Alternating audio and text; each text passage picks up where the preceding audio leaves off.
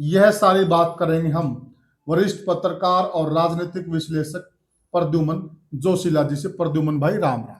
राम राम जी। सभी दर्शकों को नमस्कार। राम राम। राजनीति की दुनिया की बात करें तो साथियों, हरियाणा के अंदर एक बात बड़ी जोर शोर से चल रही है। अटकलों का बाजार पूरी तरह से गर्म है। क्या हरियाणा में जाट राजनीति के युग का अंत हो चुका है? जी हां साथियों, बिल्कुल। लोगों ने यहां तक कहना शुरू कर दिया कि भविष्य में अब हरियाणा प्रदेश के अंदर जाट मुख्यमंत्री का बनना लगभग नामुमकिन हो गया है। तो ऐसा क्या हुआ जो हरियाणा के अंदर बहुत लंबे समय तक जाट मुख्यमंत्री रहे? जो शीर्ष पद है हरियाणा के, उस पर जाटों का एक छत्र राज रहा। परंतु आज लोगों ने यहां तक कहना शुरू कर दिया है कि अब हरियाणा में जाट मुख्यमंत्री नहीं बनेगा और धीरे धीरे जो बड़े जाट लीडर हैं वो खत्म होते हुए जा रहे हैं।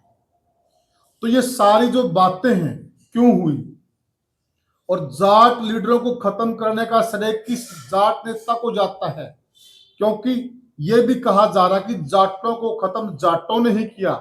ऐसा कौन सा हरियाणा में नेता है जिसने जाट नेताओं को खत्म करने का काम किया? यह सारी बात करेंगे हम वरिष्ठ पत्रकार और राजनीतिक विश्लेषक प्रद्युमन जोशीला जी से। प्रद्युमन भाई राम राम। राम राम जी। सभी दर्शकों को नमस्कार। राम राम। प्रद्युमन भाई जी, ऐसा कौन सा नेता है जो धीरे धीरे जाट नेताओं को खाता जा रहा है और बात आज यहां तक आ गई है जी। लोगों ने यहां तक कहना मुश्किल और शुरू कर दिया है कि अब नामुमकिन है कि कोई जाट मुख्यमंत्री बने हरियाणा प्रदेश का? देखो, निश्चित रूप से आप जो बात कह रहे हैं जी, वो धरातल पर भी वो सच्चाई है। और सच्चाई यूं है कि पिछली लगातार 3 योजनाओं से हरियाणा प्रदेश के इतिहास में पहली बार ऐसा है कि लगातार जो है गैर जाट नेता मुख्यमंत्री बना है। और चूंकि हरियाणा प्रदेश में एक जाति की अगर बात करें तो सबसे ज्यादा जाट वोट बैंक है जी। और अब पिछले लगातार जो 3 योजना होगी, पहले मनोहर लाल जी रहे, अब नायब सिंह सैनी। पहली बात तो हम स्पष्ट कर दें कि हम किसी जाति के उसके खिलाफ नहीं। हाँ साथियों, कई बार लोग कमेंट करते हैं, हम आपके साथ जो चर्चा कर रहे हैं, हम आपके साथ चर्चा इसलिए करें कि ये बातें जनता में चल रही है और हम तस्वीर को, पिक्चर को क्लियर करना चाहते हैं। हम किसी जाति विशेष के खिलाफ नहीं है और किसी जाति विशेष के पक्ष में भी नहीं है। आपसे निवेदन है कि वीडियो को ज्यादा शेयर करें साथियों। हाँ जी प्रद्युमन भाई।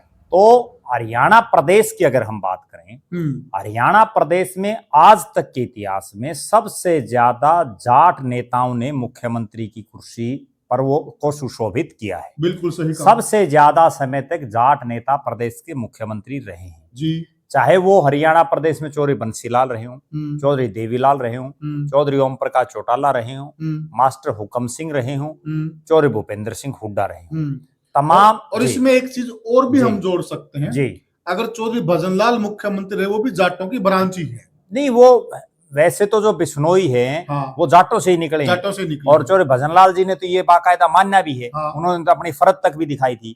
ठीक है कि उस समय हालात और परिस्थितियां ऐसी बनी कि वो चीजें सिरे नहीं चढ़ पाई किसी वजह से। बिल्कुल।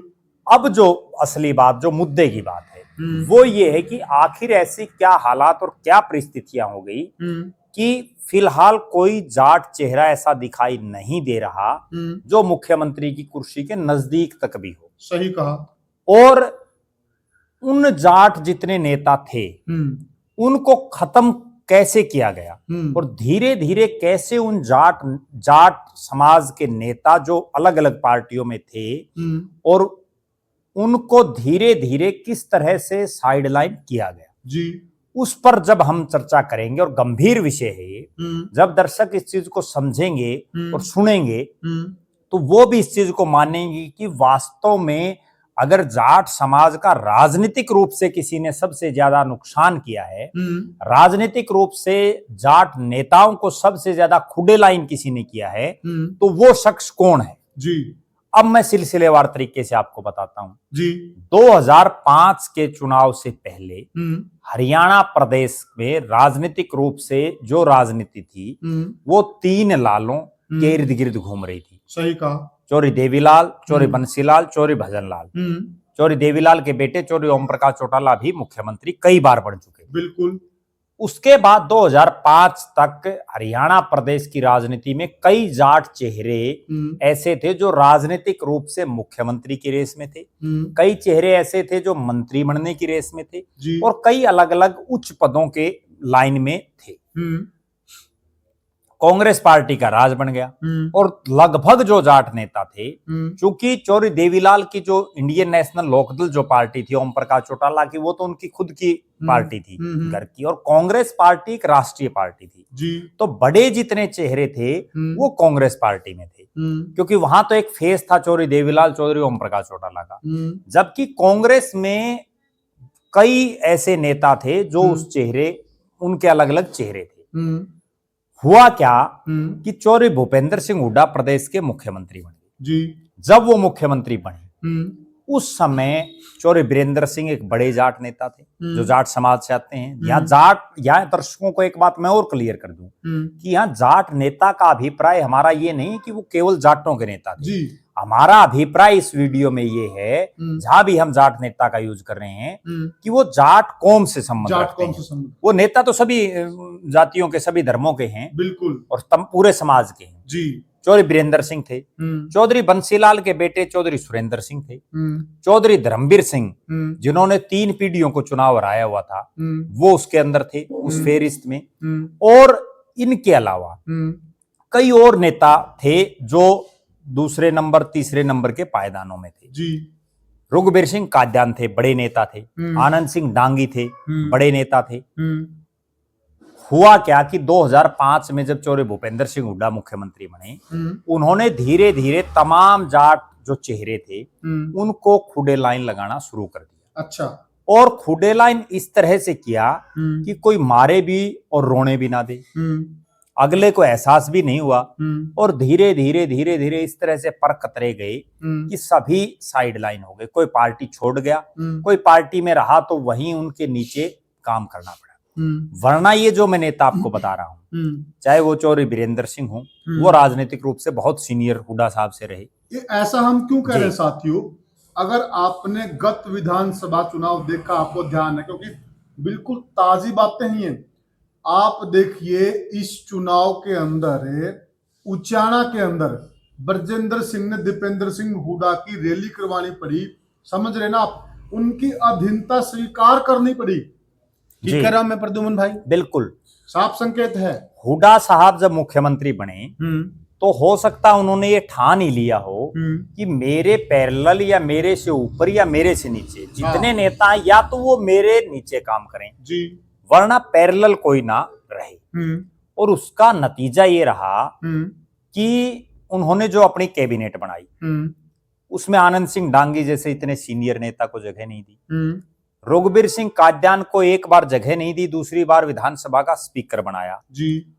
और जो चौरी बीरेंद्र सिंह थे, इतने सीनियर नेता, उनको केंद्र में मंत्री नहीं बनने दिया। किरण चौधरी, क्योंकि चौधरी सुरेंद्र सिंह का जिनका हमने जिक्र किया, उनका एक वायुयान दुर्घटना में निधन हो गया था। उसके बाद जो उनकी धर्मपत्नी चौधरी बंसीलाल के परिवार की जो पुत्र वधू, वो सक्रिय राजनीति में आई जी। उनको जो है बहुत ऐसे मौके आए जब बार बार चौधरी भूपेंद्र सिंह हुड्डा ने उनको प्रेशराइज किया, जो कि वो दिल्ली की राजनीति में स्थापित थी जी। उनका अपना खुद का एक कद था, और वो तो तब से कांग्रेसी थी जब उनके पति और उनके जो ससुर हैं उन्होंने कांग्रेस छोड़ दी थी जी। तब भी वो कांग्रेस में थी।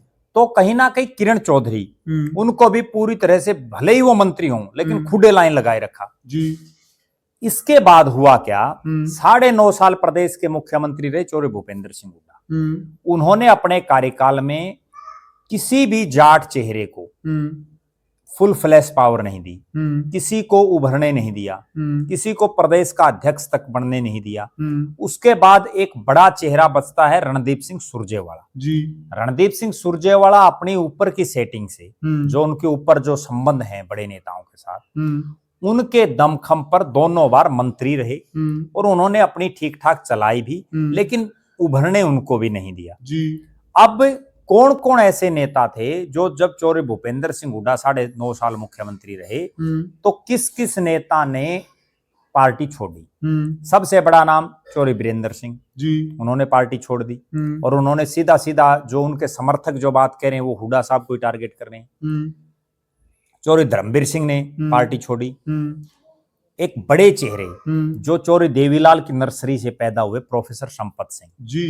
प्रोफेसर संपत सिंह को 2009 में विधायक बनाया, उसके बाद उनको मंत्री नहीं बना सरकार में। इतना सीनियर नेता जिन्होंने चौधरी देवीलाल, चौधरी ओम प्रकाश चौटाला की सरकारें चलाई हों, घड़ी और वित्त जैसे विभाग संभाले हों, विपक्ष के वो नेता रहे हों, लेकिन उनको नजदीक भी नहीं फटकने दिया। बल्कि उस दौर में तो हम उनको मुख्यमंत्री भी कहें, सुपर सीएम वही थे, बिल्कुल सारे फैसले वही करते थे और उनको नजदीक तक भी नहीं फटकने दिया। उसके बाद उनकी टिकट तक भी काट दी, 2019 में भी टिकट काटी, 24 में भी टिकट काटी जी। तो कहने का मेरा तात्पर्य ये है कि 2005 से और 2024 तक चौधरी वीरेंद्र सिंह ने पार्टी छोड़ी, किरण चौधरी ने पार्टी छोड़ी, श्रुति चौधरी ने पार्टी छोड़ी, चौधरी धर्मवीर सिंह ने पार्टी छोड़ी, प्रोफेसर संपत सिंह ने पार्टी छोड़ी और जो 3 नेता बचे, रणदीप सिंह सुरजेवाला अपने ऊपर की पहुंच से जो है बरकरार हैं, रघुवीर सिंह काद्यान, उनका आप देख लीजिए, उनको इतना सीनियर विधायक जो प्रोटेम स्पीकर लगातार बन रहा हो और 7वीं बार बना है, उनको भी कोई खास बहुत जो तवज्जो के वो हकदार हैं, एक विधानसभा तक सीमित कर दिया जी। सिर्फ उनको अपनी एक बेरी की जो सीट है वहां तक सीमित करके रख दिया, कठपुतली बना दी। वरना रघुवीर सिंह काद्यान बड़े क्रांतिकारी नेता थे और उनका एक बड़े जुझारू नेता थे, लेकिन केवल एक सीट तक सीमित। आनंद सिंह डांगी को एक सीट तक सीमित कर दिया। तो कहीं ना कहीं उभारने की बजाय उन्होंने नेताओं को दबाने की या इन जाट चेहरों को खुले लाइन लगाने का प्रयास किया। आप ये बताइए, दर्शक भी ये बताएंगे कि 2005 से पहले तो हुड्डा साहब प्रदेश के सीने में कहीं थे नहीं जी। हालांकि वो विपक्ष के नेता और प्रदेश अध्यक्ष रहे थे कुछ समय तक।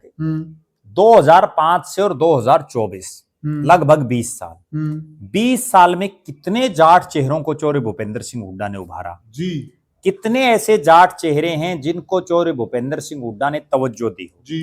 हालात और परिस्थितियां ये हैं कि जितने जाट चेहरे पहले विधायक बनते थे अब कितने बने हैं, आप अंदाजा लगाइए। आपको एक और बड़ी कड़वी बात बताऊं, हम हिसार जिले की ही बात करें।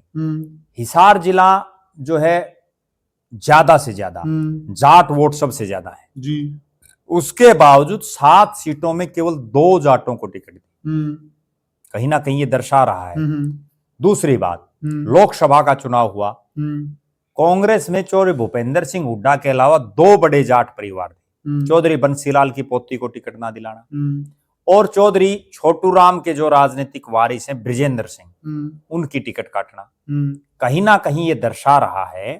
और लोकसभा में भी आप ये देखिए, 10 लोकसभा की सीटें हैं, कितने जाट चेहरे कांग्रेस पार्टी ने उतारे। एक दीपेंद्र सिंह हुड्डा और दूसरे जयप्रकाश जेपी जी। दीपेंद्र सिंह हुड्डा उनके खुद के बेटे हैं और पिछली बार 4 थी। तो कहीं ना कहीं ये दर्शा रहा है कि वास्तव में जो जाट ये किल्की मार रहे हैं और इस चुनाव में खूब जाटों ने जोर लगाया कि चौधरी भूपेंद्र सिंह हुड्डा जाटों के सबसे बड़े हितैषी हैं, चौधरी भूपेंद्र सिंह हुड्डा ही जाटों का भला कर सकते हैं, चौधरी भूपेंद्र सिंह हुड्डा ही किसान और जाट के असली नेता हैं।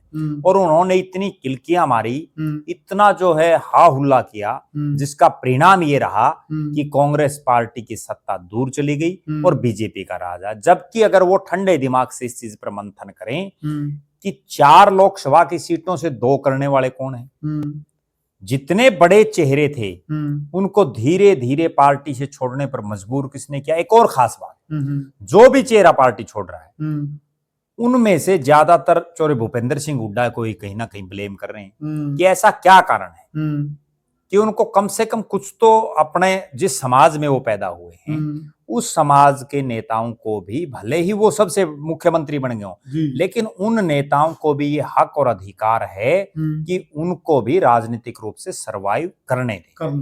लेकिन नहीं करने दिया जा रहा। तो कहीं ना कहीं ये जो मैं बात बता रहा हूं आपको बड़ी गंभीर और चिंतनीय विषय है, और इतना चिंतनीय है कि जब आप आंखें खोल कर दर्शक और कान खोल करके जब ये चीजें सुनेंगे देखेंगे तो उनको समझ आ जाएगा कि वास्तव में हमारा समाज राजनीतिक रूप से कमजोर क्यों होता जा रहा है। एक बड़ी गंभीर मैं बात बताऊं, राजस्थान में बहुत बड़ा तबका जाट वर्ग का है, लेकिन आज तक कोई जाट सीएम नहीं बन पाया, और वही हालात और परिस्थितियां अब हरियाणा प्रदेश में धीरे धीरे पैदा हो रही हैं, और वो केवल इसलिए पैदा हो रही हैं कि जाट समाज के जो युवा, जाट समाज के जो वरिष्ठ नेता, उनके ऊपर फुल स्टॉप लगा दिया गया, उनको आगे उभरने का मौका नहीं दिया जा रहा। केवल जो भूपेंद्र सिंह हुड्डा और दीपेंद्र सिंह हुड्डा की हाँ में हाँ भरते हों, या केवल जो उनके नीचे काम कर सकते हों, ऐसे नेताओं को ही जो है कोई एमएलए या ज्यादा से ज्यादा एमपी वो बनाया जा रहा है। और प्रद्युमन भाई, एक वह दौर था जी कि हरियाणा में चोई देवीलाल की नर्सरी में नेता तैयार होते थे। बिल्कुल, एक वो दौर था। आज कांग्रेस में जो नेता हैं उनमें से ज्यादातर चौरी देवीलाल की नर्सरी के नेता हैं। और राजनीतिक आदमी की एक खास बात मैं बताता हूँ, उसको करना क्या चाहिए कि उसको ज्यादा से ज्यादा नेताओं को बनाना चाहिए। उसको जो है किसी की जड़ नहीं काटनी चाहिए, बल्कि जो उसका बराबरी भाई, जिसको हम देसी भाषा में बोलते हैं, कि बराबरी भाई को जो है बराबर बैठाना चाहिए जी, तभी तो आपकी राजनीति कामयाब होगी। बहुत सही। और दूसरी तरफ चौधरी भूपेंद्र सिंह हुड्डा तो मुख्यमंत्री रह चुके हैं, वो तो पूरी जिंदगी, अब वो चाहे कोई एमपी बनो, एमएलए बनो, ना बनो, पूर्व मुख्यमंत्री तो पूरी जिंदगी रहेंगे। तो जो जाट समाज से मुख्यमंत्री बने हैं उसमें उनका नाम आएगा, लेकिन उनको जो समाज के और लोग हैं जो कोशिश कर रहे हैं, इस चुनाव में भी आप देखिए किस तरह से जो जाट डोमिनेटेड सीट या जो किसान वर्ग से डोमिनेटेड सीट, और उन पर भी जिस तरह से टिकटों को काटा गया है, कहीं ना कहीं ये दर्शा रहा है कि आप किस तरह की राजनीति कर रहे हैं। सही कहा। आखिर ये राजनीति जा कहां रही है, ये बड़ा चिंतनीय सवाल है। हालांकि बहुत से नेता, मुझे कहने में कोई गुरेज नहीं, बहुत से कार्यकर्ता जिनकी सोच सिर्फ नारे लगाने तक की, जिनकी सोच सिर्फ ये है कि कहीं चौधरी भूपेंद्र सिंह हुड्डा और दीपेंद्र सिंह हुड्डा हमसे नाराज ना हो जाएं, नंबरी वो लोग हो सकता है इस वीडियो के बाद हमारे से नाराज भी हो जाएं, लेकिन जो सच्चाई है वो सच्चाई है, हकीकत है वो हकीकत है, और उस हकीकत को एक्सेप्ट भी करना चाहिए। बिल्कुल, कहीं ना कहीं जब हम हकीकत को स्वीकार करेंगे, उन चीजों पर काम करेंगे, तभी आगे कुछ हो सकता है, तभी उसका सॉल्यूशन होगा। जो हम और आप और जो सबको पता है कि तीसरी बार लगातार कांग्रेस आ रही है, जब इस पर आप आत्म मंथन करेंगे तब आप ये पाएंगे कि जो हम बात कह रहे हैं कि वो बात भी ठीक है। और किसके नेतृत्व में हारी है जी, तीनों बार किसका नेतृत्व था आप जी भली बात ही जानते हैं जी। हमारी किसी से कोई पर्सनल बुरे हमारा वो नहीं है जी, कोई टशन नहीं है किसी से, सबसे हमारी बढ़िया राम राम है साथी। हम आपको सच्चाई से अवगत कराना चाहते हैं, केवल और केवल नहीं। मैं तो एक बात और कहता हूं, आज प्रदेश की राजनीति में दीपेंद्र सिंह हुड्डा भले ही अब वो ये चुनाव हारने के बाद जो है घर बैठ गए हैं, ज्यादा नहीं सक्रिय हैं, वरना तो पिछले 10 साल में जितनी मेहनत ग्राउंड पर दीपेंद्र सिंह हुड्डा ने की है कोई आदमी नहीं कर सकता। हम उनकी बड़ाई भी करते हैं हाँ। जब वो सही काम कर रहे हैं, उनसे नम्र विनम्र कोई नहीं है। जिनका पिताजी 9.5 साल मुख्यमंत्री हो और वो इतने नम्र स्वभाव के दिखाई आज भी दे रहे हो, तो निश्चित रूप से हम उनकी बड़ाई भी करते हैं, लेकिन जहां कमी दिखाई देती है तो वो भी बताना हमारा काम है। क्या प्रद्युमन भाई अब वक्त आ गया है जी, भूपेंद्र सिंह हुड्डा ने पूरी तरह से कमान दीपेंद्र हुड्डा को दे देनी चाहिए? देखो, निश्चित रूप से मुझे ऐसा लग रहा है कि दे देनी चाहिए, और उनको इस चुनाव से पहले वो अगर दे देते तो और ज्यादा बढ़िया रहता। लेकिन दोनों पिता पुत्रों में से सक्रिय रूप से राजनीति, चुनावी राजनीति एक ही करे तो ज्यादा बेहतर है।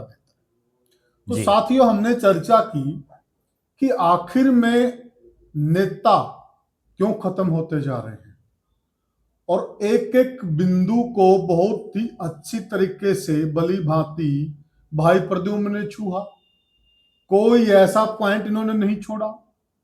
आप क्या मानते हैं? साथियों, आप भी हमें कमेंट सेक्शन में बताइएगा कि हो क्या रहा है। एक ऐसा दौर था हरियाणा में नेताओं की नर्सरी चलती थी, और एक आज का दौर है नेता खत्म होते जा रहे हैं। कमेंट सेक्शन में जरूर बताइएगा, और वीडियो को ज्यादा से ज्यादा शेयर कीजिएगा, चैनल को सब्सक्राइब कीजिएगा। तो साथियों अब लेते हैं आपसे विदा। राम राम राम।